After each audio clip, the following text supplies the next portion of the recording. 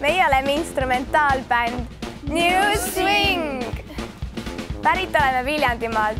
Me oleme tegutsenud umbes 4 aastat. Meie bänd käib koos tavaliselt korra nädalas, aga viimasel ajal oleme tihedamini proovi teinud. Me oleme harjutanud selle superlaeda saate jaoks.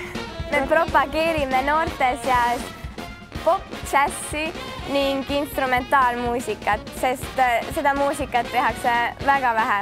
Tänaseks oleme teinud ise loo koos juhendaja abiga.